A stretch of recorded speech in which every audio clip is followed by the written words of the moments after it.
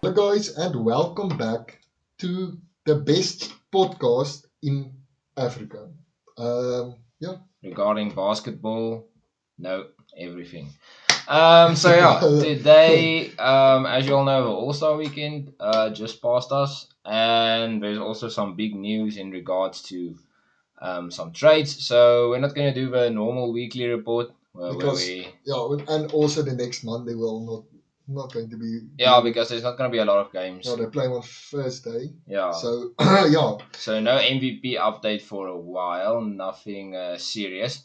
But yeah, so today we're gonna just have a quick recap of the All Star weekend and also talk about the Blake Griffin buyout.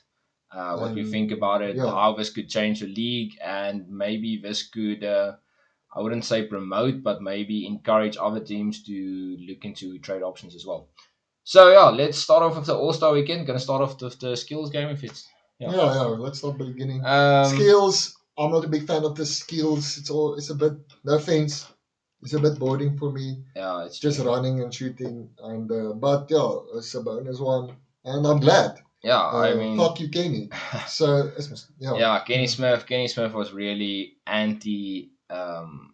Sabonis. Yeah, Europeans. So I'm very glad that Vucevic and Sabonis was in the final because those are two guys that Kenny Smith said that he's gonna leave if they're in the final. So I'm glad about that. I think the skills challenge. I think they should add more people in. To be honest. Yeah, more like a bigger. Bigger, like let's say 12 people that go against each other, for example. Semis, yeah, and also maybe add, just the extra skill to do. Maybe if it's corner free or something. A dunk, yeah, maybe a corner free as well or a long free. Yeah, like just make it a little bit more exciting. Yeah, but, but usually there's not too much going on. I do feel like the skill challenge can have some bad reputation, if I can put it like that, on some players. For example, if CP3 missing an open layup doesn't really reflect too good on you. As well as Lucas struggling with the passes he's in the semis. But regardless, I think if there's people, it's normally more entertaining. But this weekend was just me, just okay, average. let's quickly go to the dunk contest. Okay, and then to the also game. Yeah. Okay. So the dunk contest was, how would I say, Underwhelming. Underwhelming. Shit. Really, I didn't even there wasn't any, Let's be honest. When they released the guys who's gonna participate, like we already knew three dunkers. It's not gonna be good enough. What did they like? It wasn't even entertaining. Like literally, it wasn't even entertaining. It was. It felt like it was more a who can jump for highest rather than a dunk contest. For me, I know the standard has been set high by Aaron Gordon and Zach Levine. But just a little bit of creativity. Honestly, I feel Obi should have won. Because he had more creativity. He did more. I won't say out of the box, but looking to do more out of the box dunks. As where Stanley and Simon's just who can jump highest. Yeah, basically. So this is not nothing to say about contest. That. Then 3-point contest. Well done to Curry. That was entertaining. That was entertaining. That was entertaining. There's nothing like a free just. Yeah, I mean, especially he's got the money ball. He had to make the shot, and he made it. So like it didn't even look that it went through the. It looked like an air ball. That's how good it was. It just went straight down. But one thing I actually took away is the passion. I don't know when you saw when Stephen Curry won. There's a lot of passion. Yeah. Going into it, I don't really thought that he took it that seriously. Yeah. But seeing the way he reacted, a lot of passion. That's nice to see. And guys want to participate. I mean, this has been 2 good years for the 3-point. Yeah, last season, Buddy Hill as well on the last shot, making it, winning it. Very entertaining. I think the fans would have loved it. But it's one of those things. So I think the formula for 3-point contest should stay the same. The Mountain Dew range really helped to make it more entertaining, but it was already more aspects. More, but I do think they can add 1 or 2 few extra players into the dunk contest. I mean, a dunk 3-point. Yeah. And maybe just give more versatility. But I know we already have the money ball, but maybe put another ball. Like if you miss that ball, they deduct 2 points, for example, or that would also be entertaining. But not nitpicking. Very good. So let's go move to on. the All Star, Um, the whole thing, the All Star game. So walkover is an understatement. I mean, looking at the roster before. No, let's be honest. So what happened if you guys just saw where's Joel and Ben Simmons? Okay, where's Joel? Don't worry about Ben Simmons. So they went and cut their, fresh cut, and the barber had COVID. So they had to sit out, so they're going to sit out for 7 days or something like that. Yeah, but luckily it's falling into the All-Star break. Yeah, So so hopefully they can come I back. don't think it will have a big impact on Philadelphia season, to be honest. Yeah, so I don't think that Team Durant did miss. Embiid. I Embiid don't a know why they lot. put Zion there. To be honest, to be Yeah, brutally at honest. center as well, maybe just for the So dunks. I mean, he's not a center, but maybe just for the dunks. To be honest, some guys didn't have a good game. For example, Kawhi, LeBron, just terrible. LeBron, I don't even know. He played 12 minutes, 28% from. He scored 4 points, Yeah, 2 dunks. and that's all. Okay, so how the game was, but don't know. It was a bit boring. It wasn't. There wasn't a lot of action, lot of fancy dunks, lot of. The thing is, it was a blowout, Yeah, and that didn't make it entertaining. From quarter 1 till quarter 4, it was all Team LeBron. It always. And I mean, obviously, looking at Team Durant, if you had a team like this as your roster, you'd obviously, wow, what a team. I mean, you've got an MVP, you've got a Defensive Player of the Year. Do you have a Rookie of the Year? Yes, you have a Rookie of the Year as well. So, I mean, a great team, but just not the same. Like that. Yeah, it's just the other team. Giannis just bringing it. He played 90 minutes, guys. He scored 35 points and 100%. Yeah, he was absolutely insane. 100% field goal percentage. Absolutely insane. So, I mean, I know he was open, but still. Well done. Also, great shout out to Stephen Curry and Damian Lillard, who's killing it from the 3-point. Jeez, both shot 8 from 6 from 16. 50%. 8 shots made from 16. I mean, high volume, but they made 8, so they had 50. So well done. Yeah, it was just nice. But the formula gets a little bit old of the dunk contest, and last season they fixed it. But the thing is, last season was nice because it was tight. It was close, so you wanted to see some defense at the end. But this time, I mean, they didn't even play the great guys in the last quarter. It just went through the motions. So I think they maybe should look into changing the formula again. Maybe playing 2 quarters of good defense and just then other 2 quarters of just shooting threes and dunks. It's not always that entertaining when it's just open 3-pointers. Yeah, but that's basically just in a 3-point contest, which they already have. Oh, but it's the All-Star game. And they have a dunk contest, so you don't even want to see just dunks. Yeah, that's also true. I would like to see guys going head to head and trying to post each other. Maybe Giannis running at, for example, Gobert. I know we're in the same team, but that's something I want to see. Some ankle breakers, some tight defense. Chris Paul versus Curry. Who can break each other's ankles, for example. Giannis, who can he poster? Not just he's going for the dunk. Let me step out of the way. Wow, he made a dunk. Let's move on. Same old formula. So I think there is room for improvement. But regardless, I think it was still a successful weekend.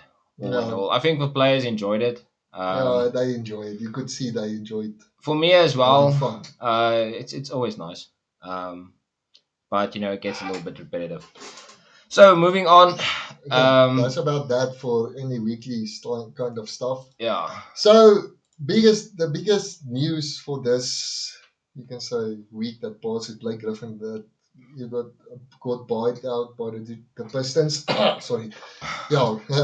He got bought out by the Pistons, and he was a free agent for like 2 days, and it seems he has signed with the Nets. Yeah.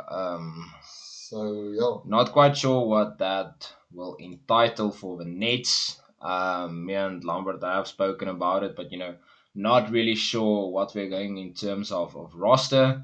I feel it's highly unlikely that we're going to play Blake Griffin as a starter if their big three is starting. Yeah, yeah, yeah. But at the end of the day, I think this is a big question for: are you going to sacrifice your 3-point shooting for Blake Griffin, or are you going to just shoot lights out from the bench and just rely on 3-point shooting?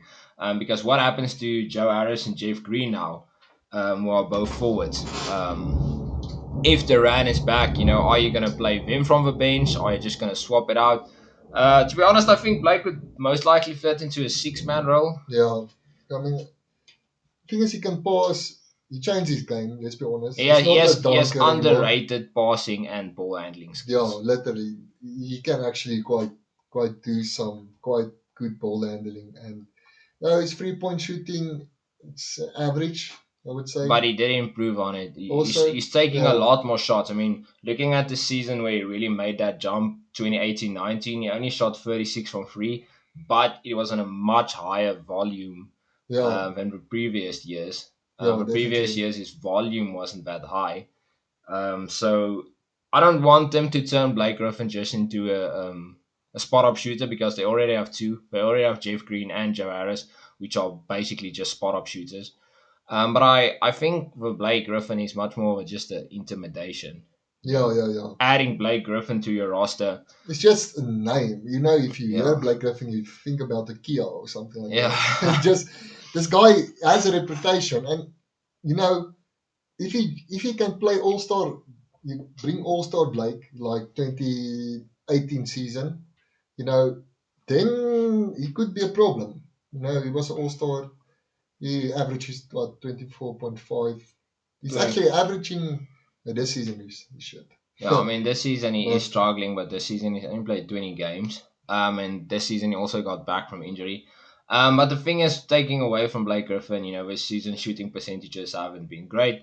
But, regardless of that fact, this is a matter of: I want someone on my team. This is this team that wants to contend. They've never won a title. I think the only time they were in the final when they had Jason Kidd and Vince Carter in 2002 or something, and yeah, where they got basically swept by the Lakers, by Shaq and Kobe. So this is a team that wants to win their first chip, and getting Blake Griffin is the right move. If you want to win, you need a bucket getter. You need a guy who can go off. And Blake Griffin, still with his injuries, still with everything that's going on, if he's warm the night, he yeah, can give you 40 points. definitely. No, that Easy. and it happened also. Yeah, this season as well. I mean, he had one great game. Um, If we in the can't find him on the NBA app for some reason. Yeah, So I don't know. I don't know where Blake Griffin. so yeah. I think it's because he's bought out. There's no real stats on him so far. But anyway, he still can, and that's why we both, me and Christian, think if you bring him off from the bench, it's going to be a problem. He's big, and no, he can. He's still a big And he's still. I think if he's got a hot hand from free, he's a problem. It's a problem. Definitely, he's going to. I think he'll play off good on other players. Yeah. I think if the whole team plays, at full strength, Jeez. the focus isn't going to be on Blake Griffin that much, which would mean that he'll get a lot of open looks. And the thing is also, Blake Griffin is a very physical guy. I know he doesn't have that vertical anymore, but he's still a very physical guy. Big man. Yeah. So, giving a ball into the paint, also giving you that extra little bit on defense. Defense is something that they needed. I think they should more focus on perimeter defending. But I think Blake Griffin does give you a good ability to switch on defense, as he can defend, multiple decisions, not all of them. But he's not the slowest guy ever. Yeah. Definitely. So I think good asset. But saying every action has a reaction, and what do you think the league is going to do to counteract what the Nets have done? I don't know. I think the Lakers fucked up. Yeah, because I'm seeing stuff a lot about the Lakers trying to recruit Blake and all that stuff. They wanted Blake, and now So, now I'm hearing Buddy Yield. And I'm hearing Kuzma in the first round for Buddy Hield, as Buddy Hield's unhappy. So obviously we know some teams are going to be like, okay, well, the Nets added Blake Griffin, so what are we going to do? And to be honest, there's not a lot of options for the rest of the league. It's just Drummond. It's Drummond. I think it could be an option for a team that needs a little bit of paint defense. But it's actually. And that's about it. The Lakers can't even go for Drummond, I would say, because they have 80, depending on how 80's injuries look. Yeah, it's if he's so they don't need another paint defender. They're just going to clog the paint. The thing is, we thought on Thursday there is coming a a video out on the 80 trade. Yeah, and we talked about it. They don't have cap space anymore, and they're over the luxury tax. The luxury tax also. So Drummond, maybe on a 1-year contract. Drummond this season he is on his player option, so he's going into free agency after the season. So if they want to keep Drummond, they're gonna have to pay Drummond, and they don't have the money really to pay Drummond. So I don't think that's a great move anyway, because I don't think defense is the issue. The only team that needs to react is the Lakers after the Blake Griffin trade. To be honest. Yeah. The other teams are quite settled. Sorted. Yeah, I don't the Lakers are. The Jazz are set. The Jazz are set. The Bucks well. are fine because they have Brook Lopez. Yeah. And they also have, They got Drew Holiday. That was their big move. They still have Giannis, and they still have. The Clippers are also fine. The Clippers don't need. I don't know who's their center at the moment. Zubac and.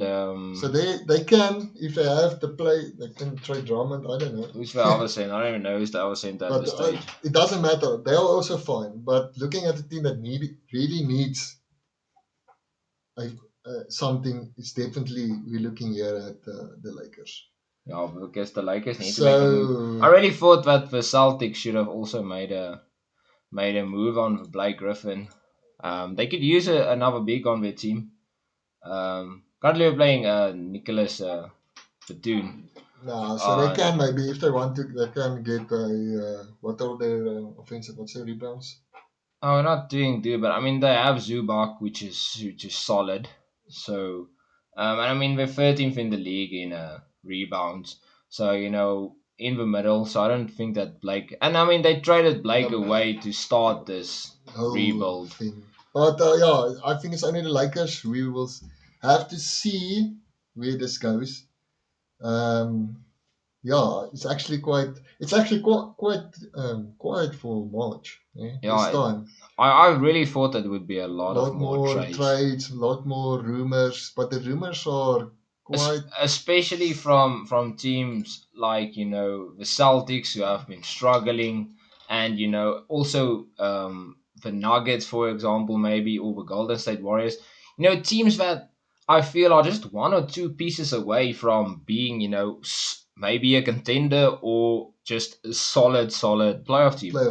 For example, the Trailblazers. If the Trailblazers can get another player in, another, let's say, fringe all-star player, or just another quality player, then I would say they're probably contenders. Same as goes for the Nuggets. But the Celtics have been struggling, and I really do think the Celtics should have made a move by now, because they're a team that also has a lot of picks. So the options are there for them. And speaking of teams that need to make a lot of trades, the Rockets. Things haven't worked out. They've got a good team on paper, but they're doing bad. I know they're in a rebuild, but I think it's time to kickstart that rebuild. Yeah. Just scrap everything. Same goes for the Spurs. They're just in the middle. They're not good enough to be a playoff team. They're not bad enough to be rebuilding. You don't even hear about them. That's so irrelevant. Yeah. So yeah, I think it's going to be the end of the video. It's not that most entertaining video. There wasn't a lot of stuff that happened. Yeah, it's been quiet in the NBA, and I think it's gonna pick up once they start to play again. Yeah. It's gonna, because I think on Friday there's like a shitload of games, guys. Like I think it's like 12, 13 games playing. And then we're gonna kickstart the MVP stuff again. I mean, seeing as Kevin Durant is still out, this could be an interesting MVP. Yeah, turn of events on the MVP. Definitely. But yeah, guys, just want to say from my side, thanks for watching. Go check out our TikTok and our Twitter And you're probably on YouTube, so check on Spotify. If you're on Spotify, go check on YouTube. Like and subscribe, and yeah, leave a comment. Always good for the YouTube algorithm. yeah, always. But And yeah, that's about all. Thanks for watching.